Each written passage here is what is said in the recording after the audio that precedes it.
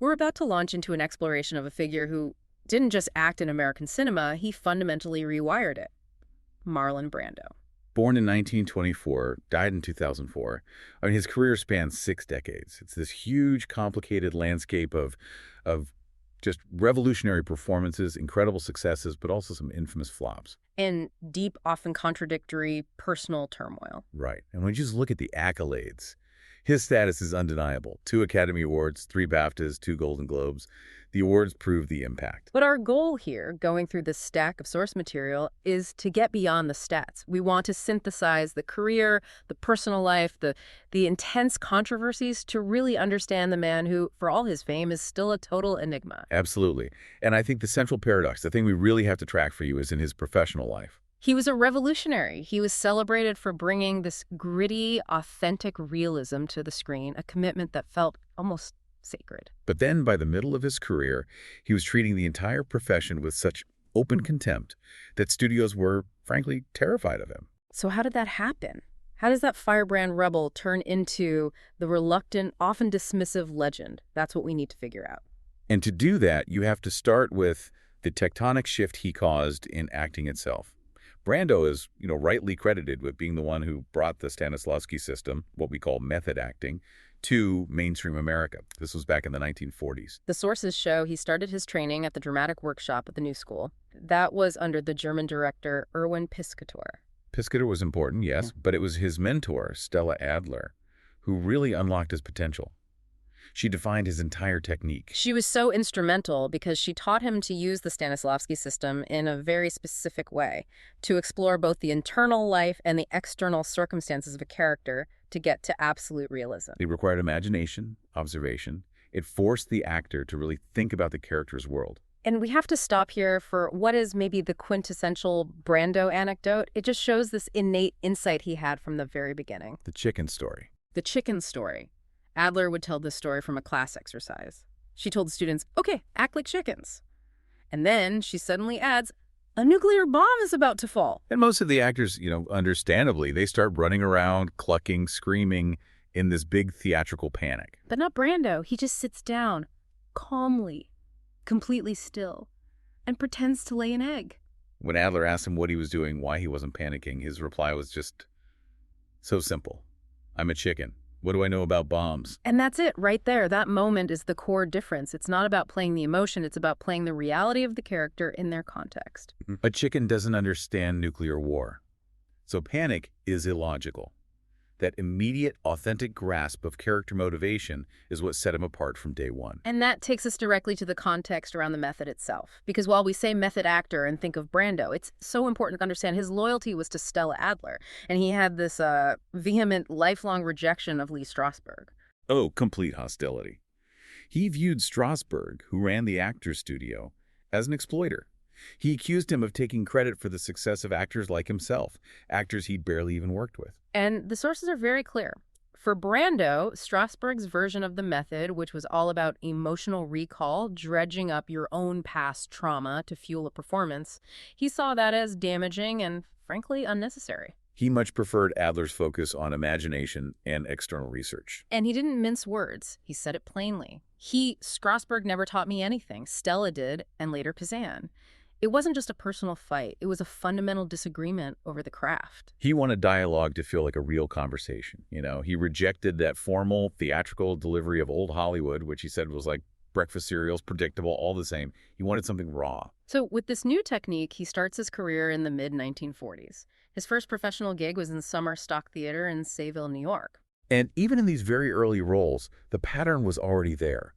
Erratic behavior, insubordination, all the things that would define his later career were visible from the start. He actually got kicked out of a New School production for it. He was notoriously difficult, even when he was a complete unknown.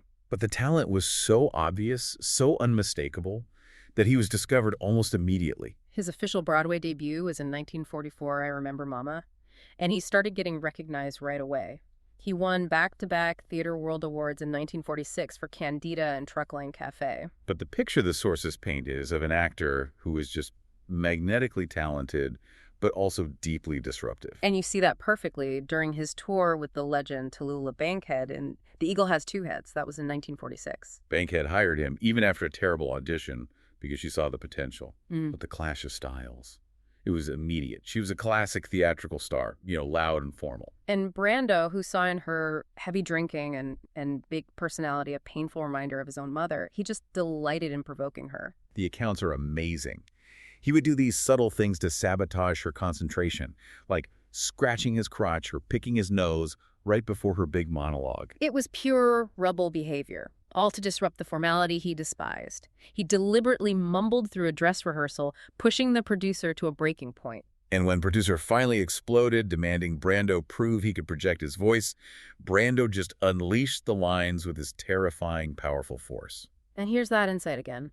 Afterwards, when everyone was praising him for his power, a cast member overheard Brando just walk off stage and say, "They don't think you can act unless you can yell." He just dismissed the praise. He saw it as superficial. Bankhead herself later said he was magnificent when he wanted to be, but often he was deliberately inaudible. It was all part of his devotion to naturalism. The disruption was so bad that Bankhead fired him, but that was the best thing that could have happened to him because it made him available for the role that would change everything. Stanley Kowalski. The pivotal moment. 1947, Tennessee Williams' Fascinate, a streetcar named Desire on Broadway, directed by Elia Kazan. Williams was hesitant at first. Brando was technically too young for the part, but he was just captivated by his energy. And Williams later wrote that casting a young Brando was key because it, and I'm quoting here, humanizes the character of Stanley in that it becomes the brutality and callousness of youth rather than a vicious old man. It made the character more complicated, less of a cartoon villain, which is exactly what his training was all about. And his preparation was already becoming legendary. He completely immersed himself in creating Kowalski, basing his movements, his mannerisms, on the boxer Rocky Graziano. He'd go to a local gym and just secretly study him. And the proof is in Graziano's own reaction. He didn't know Brando had been watching him. He eventually went to see the play, and he just realized with total astonishment, on the stage is that son of a bitch from the gym, and he's playing me. That's the ultimate validation, isn't it? Turning observation into a performance so real the source recognizes himself. So that stage triumph naturally led to the screen. He reprised the role in the 1951 film, and that got him his first Academy Award nomination. This was the moment he shifted from Broadway star to cinematic rebel. His film debut was actually the year before, in The Men, in 1950. He played a bitter paraplegic veteran. And again, the commitment was just total. To prepare, he spent a full month living in a bed at a real army hospital, immersed himself completely in the physical reality of it. But that physical prep had this really ironic, unintended consequence. Because of a pre-existing knee surgery, the changes his body went through while he was preparing for that role, it led the Army to upgrade his draft status. He went from 4F, which is physically unfit, to 1A. Suddenly, he was eligible for the Korean War draft. So he avoided service, but in classic Brando style. He showed up at the induction center and was deliberately difficult. He listed his race as human, his color as seasonal oyster weight to beige. And he told the Army doctor he was psychoneurotic, claiming he had severe problems with authority, and that got him the deferment. He followed that up quickly with Viva Zapata in 1952. Got his second Oscar nomination for playing Emiliano Zapata. And the commitment continued. He secretly went to the actual Mexican town where Zapata lived, just to study the local speech patterns, the way people walked and moved. He wanted it to be authentic. But this film also introduced some early tension, which was orchestrated by the director, Elia Kazan. Brando noticed that his co-star, Anthony Quinn, who played his brother, was just incredibly cold to him the whole shoot. It was years later that they both found out the truth. Kazan had intentionally told Quinn that Brando was unimpressed with his acting. Just to create tension. Just to enhance the on-screen rivalry between the two characters. It shows you the lengths Kazan would go to, even if it meant psychologically manipulating his own stars. Then came the surprise move to classical drama. Julius Caesar in 1953. He played Mark Antony and got his third Oscar nomination. And the casting drew huge skepticism. I mean, he was the mumbling method guy. People thought he was completely wrong for Shakespeare. But he proved them all wrong, especially in that famous Friends, Romans, Countrymen speech. The director, John Huston, was reportedly just floored by the power he brought to it. Houston said, Christ, it was like a furnace door opening. The heat came off the screen. It proved his technique could elevate anything. But the film that truly made him the rebel icon of that era was The Wild One in 1953. He rode his own Triumph motorcycle as Johnny Strabbler, the leader of this biker gang. The film was, well, it was controversial, criticized for violence. But it fundamentally changed culture. It accidentally made Brando the emblem of the generation gap. It inspired fashion, music, attitude. Leather jackets, sideburns, Triumph motorcycle sales for all of them just exploded. And the character resonated so deeply because he just embodied this anti-establishment frustration. The critic Pauline Kael said he projected this image of someone who knew society was crap and was strong enough not to take the crap. Brando himself felt it. He said that line where Johnny snarls, "Nobody tells me what to do," Yeah. and Brando said that line captured exactly how he'd felt all my life. So this period brings us to the absolute zenith of his early career, but also to a really crucial conflict that would define his future. His relationship with Elia Kazan and the film On the Waterfront. Right, 1954. And Brando initially rejected the role of Terry Malloy. He was furious with Kazan for cooperating with the House Committee on Un-American Activities during the Red Scare, for naming names. He saw it as a profound betrayal of his principles. The role almost went to Frank Sinatra. But the producer, Sam Spiegel, managed to convince Brando to sign on, mostly by offering him a huge fee of $100,000. Kazan, though, was determined to have him. He knew what Brando would bring to that character. And the performance is just legendary. Most famously, that scene in the back of the car. I could have been a contender, with Rod Steiger playing his brother, Charlie. The original script had Steiger holding a gun on him the whole time, keeping Brando's character fearful. But Brando knew instinctively that this was false. He insisted on changing it. He argued that Terry, despite the danger, he would never believe his own brother would actually shoot him. He wouldn't be cowering in fear. So instead, Brando just gently pushes the gun away. And that conveys this deep, wounded sadness, not physical fear. That subtle reproach, oh, Charlie. It's pure method insight. Kazan was deeply impressed. He later said he wasn't sure if there was ever a better performance by a man in the history of American film. And he won his first Best Actor Oscar for it. It cemented his stardom. But here's the first real sign of that professional disillusionment. Even at his absolute peak, he was so dismissive of his own work. He said he felt like a huge failure after he saw the finished film. This success marked the start of a period of huge hits in the mid-50s, but also the beginning of the end, in a way. The professional conflicts and missteps started to accelerate. His first and last musical, Guys and Dolls in 1955, was a deeply uncomfortable experience for him. He struggled with the singing a lot. He joked that he missed notes by extraordinary margins. The final version in the film is just countless takes spliced together. And that was made worse by the famous rivalry with his co-star, Frank Sinatra. Sinatra was a one-take guy. He perfected it, he did it, he moved on.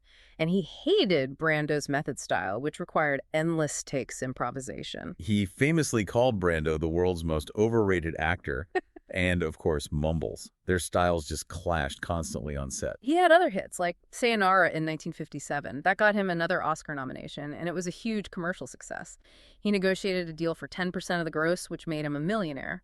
But the real crisis was just around the corner. And that crisis arrived with Mutiny on the Bounty in 1962. This film was the critical turning point. This is what earned him the reputation as the most difficult actor in Hollywood. He was accused, with a lot of documentation, of deliberately sabotaging the massive production. His behavior caused constant delays, the director was fired, a new director was brought in, the budget doubled. It was a disaster. The fallout was immediate. The Saturday Evening Post, which was one of the biggest magazines in America, ran this blistering article. The title was $6 Million Down the Drain. The Mutiny of Marlon Brando. And that reputation just haunted him. Studios became genuinely afraid of hiring him. They feared his unpredictability, his demands, the financial ruin he might cause. And this really marks the shift in Brando's attitude. He started to see acting purely as a means to an end, a way to make money to support his growing family and his lifestyle. You can see that in his decision to sign a restrictive and ultimately really damaging 5-picture deal with Universal Studios in 1961. Right before the Mutiny debacle. So that deal locked him into a series of just mediocre projects throughout the 1960s. This became the era of flops and disillusionment. A time Brando himself summarized with a phrase that just captures it all: the fuck you years. The list of failures in the 60s is long.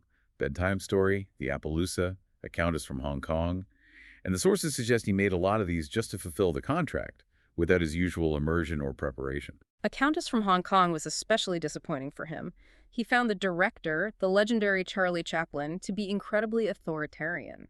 Chaplin demanded his actors follow his direction exactly. He'd demonstrate the physical movements he wanted, which, for Brando, the ultimate improviser, was just creatively stifling. The critics were relentless. They attacked his commitment, his physical appearance. Pauline Kael wrote in 1966 that the rebel icon had devolved into a buffoon. She said the man who was once strong enough to resist society's crap was now just shamelessly mocking his own reputation with indifferent performances. And while Brando pretended not to care, the emotional cost was high.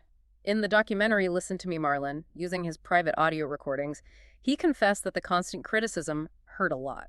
There were a few bright spots, though. His portrayal of a repressed gay army officer in Reflections in a Golden Eye in '67 got critical praise. And Brando himself said his favorite film was Burn from 1969, a very political film. He believed he did some of his best acting in it, even though it was a commercial failure. But generally, by the start of the 1970s, the genius was considered unbankable by almost every major studio. And that deep professional low point being seen as unbankable is the context for maybe the most extraordinary career comeback in Hollywood history. By 1970, he hadn't been a top 10 box office star in over a decade. Which created this immense barrier to him being cast in The Godfather. Paramount executives were vehemently opposed. They listed his difficult reputation, his age, the string of expensive flops. They even brought up his self-directed film, One-Eyed Jacks, as proof of his financial irresponsibility. The director, Francis Ford Coppola, and the author, Mario Puzo, had to fight tooth and nail for him. The studio president, Stanley Jaffe, only gave in under 3 incredibly restrictive conditions. They were designed to protect the studio. He had to accept a very low fee. He had to take financial responsibility for any delays he caused. And the big one, he had to do a screen test. And that screen test became legend. Coppola, knowing Brando would never do a formal audition, convinced him to do a makeup test on videotape.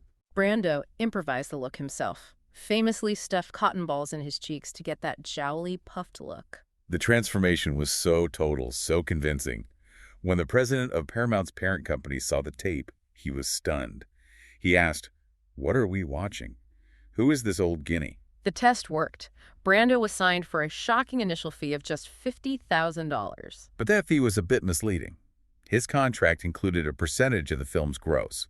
But producer Robert Evans later claimed that Brando, who was desperate for cash, made a huge mistake. He sold those percentage points back to the studio for only $100,000. Evans estimated that decision cost Brando over $11 million in profits. It just speaks to his precarious financial situation and maybe his genuine disdain for the business side of things. But on set, he was brilliant. He played the Don on screen and off. He used his influence to protect Coppola and the cast, especially Al Pacino, who the studio wanted to fire. Brando threatened to walk off if Coppola was let go. It gave the director the freedom he needed. And his approach to Vito Corleone was a masterclass in subtlety. He didn't want to play a shouting Al Capone stereotype. He wanted to play him as a gentleman, focusing on his kindness, his love for his family. Which was a chilling contrast to his lethal authority in the criminal world. Robert Duvall said Brando would minimize the sense of beginning for the camera, just moving fluidly from casual conversation right into a deep performance. He won his second Best Actor Oscar for the role, and the culmination of his activism came with his very public refusal of that award. He became only the second actor ever to decline the Oscar. Instead of going, he sent Sachin Littlefeather, a young actress and activist. She appeared in full Plains Indian-style regalia to decline the award on his behalf. It was a protest against the treatment of American Indians today by the film industry and what was happening at Wounded Knee at the time. He had a longer written speech that she couldn't deliver because of time limits. It expressed hope that his refusal would focus attention on the rights of all people to remain free and independent. It was a huge political statement at the peak of his comeback. And that momentum carried him right into one of his most complex and controversial roles, Paul in Bernardo Bertolucci's Last Tango in Paris. The performance was lauded, but the film's sexual content and the way it was made, it sparked an uproar that really persists to this day. On set, the famous Brando difficulty came back, but in a new way. This is when he fully embraced using cue cards. He just refused to memorize lines. Crew members had to hide the cards all over the set, on walls, on other actors' bodies, on props. Brando claimed it actually made his delivery feel more spontaneous, like the character was genuinely searching for the words, not reciting a script. But we have to address the most sensitive part of this film, which is the lasting controversy around the non-consensual sexual encounter scene with the butter. The relationship is between Paul, an American widower, and Jean, a young Parisian woman played by Maria Schneider. Maria Schneider later confirmed the act itself was simulated, but she was very emphatic that she was not told what the scene would include until right before they filmed. She didn't have the opportunity to consent to the specific nature of it. And you feel for her, because she said she felt violated, manipulated by that directorial decision. We have immense sympathy for what she experienced on that set. It's crucial to understand, though, that Brando himself, who was 48 at the time, also felt deeply manipulated by the process, according to Schneider's own account. Right. Brando confirmed the sexual content was simulated, but the emotional cost for him was enormous. He was so distraught by the environment Bertolucci created that he refused to speak to him for 15 years after the film wrapped. Despite all the ethical issues and censorship battles, the film was a massive hit. It earned Brando another $3 million and his 7th Oscar nomination. That financial success then helped propel him to his final, big, epic role of the decade. Colonel Walter E. Kurtz in Coppola's Apocalypse Now, a production that has become the stuff of legend. He commanded an astronomical fee, $1 million a week for just 3 weeks of work. But the production was plagued with problems, as documented in the Hearts of Darkness documentary. Brando showed up on set severely overweight, which Coppola hadn't expected, and he admitted he hadn't even read the source book, Heart of Darkness. Coppola was desperate. He'd invested everything in the film, so since Brando was shy about his weight, Coppola devised this brilliant solution. He portrayed Kurtz as a man who had indulged every aspect of himself, intellectually, morally, and physically. And he hid Brando's figure by shooting him almost entirely in deep shadows and tight close-ups. Brando, true to form, maximized his financial gain. The delays in creative discussions stretched his time on set way past the original 3 weeks. He and Coppola spent days just discussing the character's philosophy, all while Brando was getting paid by the week. He ended up earning around $9 million for that brief but iconic role. And the film was critically acclaimed. Brando's whispered final words, "The horror, the horror." They instantly became part of cinema history. That role really closed the book on his most commercially successful but also most tumultuous decade. So while his professional life stabilized for a bit in the 70s, his private life was perpetually complex. He was married 3 times to Anna Karshfi, Movida Castaneda, and Tarita Teripaya. And he officially fathered at least 11 children, 3 of whom were adopted. His relationship with Movida Castaneda was later annulled when it came out she was still legally married to someone else. And his final wife, Tarita Teripaya, was an actress he met on the set of Mutiny on the Bounty. He also had high-profile relationships. A notable one was an intermittent affair with Marilyn Monroe and a particularly troubled, explosive relationship with the actress Rita Moreno in the 50s. Moreno spoke openly later about the emotional abuse she suffered. She talked about Brando throwing chairs in a jealous rage. She also revealed that when she became pregnant, Brando arranged an abortion that was tragically botched. And later, when he moved on to Tarita Terapihaya, Moreno attempted suicide by overdosing on his sleeping pills. The sources also confirm his fluid sexuality. He was openly bisexual. He told a French journalist in 1976 that he'd had homosexual experiences, and I am not ashamed. But maybe his most enduring bond was his close friendship with the actor Wally Cox, whom he'd met as a child. Brando described their bond beautifully. He said, "If Wally had been a woman, I would have married him and we would have lived happily ever after." And that connection continued even after Cox died in 1973. Brando famously struggled with the loss and took possession of Cox's ashes, keeping them for 2 decades. Cox's widow eventually agreed to let him keep them, believing he needed them more than she did. After Brando's own death, their ashes were scattered together, partly in Tahiti and partly in Death Valley. And speaking of Tahiti, the disaster of Mutiny on the Bounty inadvertently gave Brando a refuge. He fell in love with the islands, and he bought the 12-island atoll of Tetiaroa. He turned it into an environmental laboratory for ecological research. It eventually became the Brando Resort. His dedication to privacy there was intense. He even became a ham radio operator under a pseudonym, Marlon Brando, to communicate securely. Brando's commitment to social justice was just as fiery as his performances, and it started long before the Oscar protest. He was a dedicated supporter of the civil rights movement. He was at the March on Washington in 1963 alongside Harry Belafonte and Charlton Heston. He participated in the Freedom Rides and gave a lot of financial support to the Southern Christian Leadership Conference. His activism for Native American rights was also very strong. In 1964, he was arrested at a fish-in protest in Washington state, advocating for treaty rights. So that Oscar refusal in '73 wasn't an isolated thing, it was part of a lifelong commitment. He also took a strong stance against apartheid in South Africa, favoring a boycott of his own films there. And he later starred, for free, in the 1989 film A Dry White Season, to further the anti-apartheid cause. Now, in line with the sources, we do have to address some highly controversial public comments Brando made later in his life regarding Jewish influence in Hollywood. Right. He made these statements in two very visible places. A 1979 Playboy interview and then again on Larry King Live in 1996.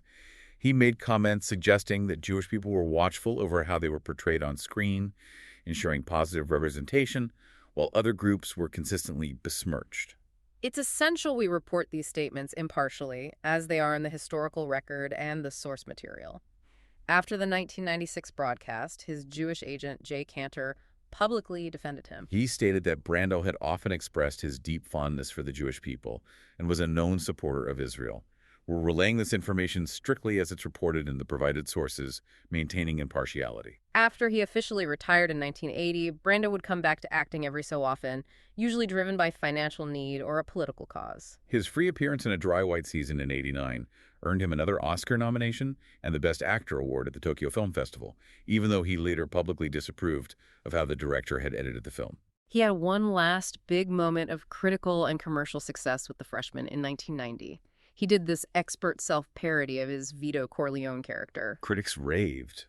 Roger Ebert wrote that no star had ever repeated a triumph as successfully as Brando did in that role. But unfortunately, that high point was followed by a final sharp decline. It was marked by Razzie Award nominations for Worst Supporting Actor. For films like Christopher Columbus, the discovery and the very troubled production of The Island of Dr. Moreau in 1996. The chaos on the Moreau set was notorious. The screenwriter claimed Brando actively sabotaged the film by refusing to cooperate. His last completed film was The Score in 2001 with Robert De Niro. But by the late 90s, his extreme obesity, weighing well over 300 pounds, it overshadowed his final professional efforts. In his final years, though, his eccentric brilliance still surfaced. He devoted time to developing and patenting new ways to tension drumheads. Just this surprising technical curiosity. He also had a very close and unusual friendship with Michael Jackson. Jackson provided a lot of support, inviting Brando to stay for weeks at Neverland Ranch. Because of Brando's failing health, he had pulmonary fibrosis and needed constant oxygen. Jackson got him a customized golf cart with a portable oxygen tank so he could still explore the grounds. Brando's son, Miko, later confirmed how deep that friendship was. He said the last time his father left his house to spend any real time anywhere, it was with Michael Jackson. Marlon Brando died on July 1st, 2004 at the age of 80. The cause of death was respiratory failure. And in a final, fitting example of his commitment, the sources show that shortly before his death, despite needing an oxygen mask, he recorded his voice for the Godfather video game. He could only record a single line because of his health, which they used in the final game as a tribute. And as we said, his ashes were later scattered with Wally Cox's. The cultural influence he had is just monumental. It's permanent. The American Film Institute lists him as the fourth greatest male star of classic American cinema, and Time magazine called him the actor of the century in 1998. His image from The Wild One is still the definitive icon of youth rebellion. The leather jacket, the sideburns, the attitude, it's all part of the global consciousness. And he wasn't just a male sex symbol. He was also recognized as an early lesbian icon, influencing the Bush look in the 1950s. His work is part of America's lexicon.